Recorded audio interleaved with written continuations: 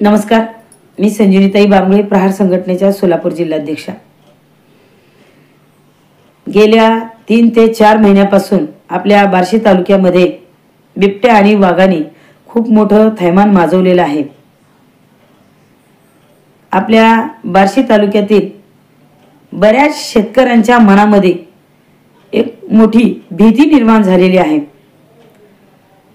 आये दिवसाला प्रत्येक गावातून वाघ आणि बिबट्यानी जनावरांवरती हल्ला केल्याच्या बातम्या सुद्धा रोज रोज येत आहेत।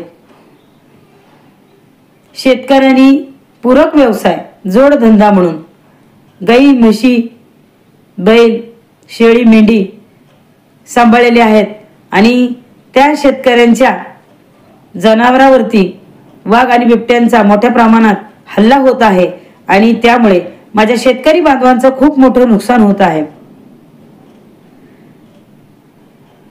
एका ठिकाणी 5-5 जनावरांवरती वाघ आणि बिबट्याने हल्ला केलेल्या बातम्या आहेत आणि त्यामुळे माझा शेतकरी बांधव खूप नुकसानीमध्ये आहे आणि त्यासाठी माझ्या ज्या शेतकरी बांधवांनी जे जनावर जे पशुपालन केलेलं आहे त्या जनावरांचा विमा काढणं खूप गरजेचं आहे।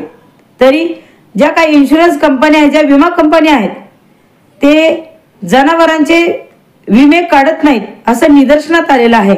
तरी हे काही शेतकऱ्यांच्या जनावरांचे जे नुकसान होतंय, जनावरं जी मरतायत, ज्या जनावरांवर वाघ बिबटे हल्ला करतायत, त्याची नुकसान भरपाई माझ्या शेतकरी बांधवाला मिळत नसल्यामुळे माझा शेतकरी बांधव अडचणीत येत आहे।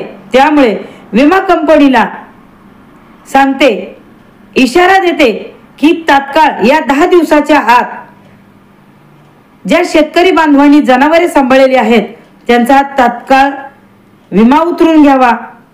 या येत्या 10 दिवसामध्ये जर जनावरांचा इन्शुरन्स कंपनीने विमा काढला नाही तर प्रहार संघटना प्रहार स्टाईलने तुमची विमा कंपनी फोडल्याशिवाय काय राहणार नाही।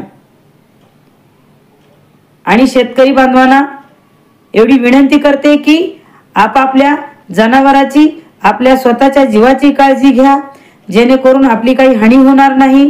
स्वतःची काळजी घ्यावी आणि ज्या काही विमा कंपन्यांनी तात्काळ विमा जर नाही काढला तर प्रहार संघटना त्यांच्या विमा कंपन्या फोडल्याशिवाय राहणार नाही, एवढंच सांगते आणि हा इशारा समजा।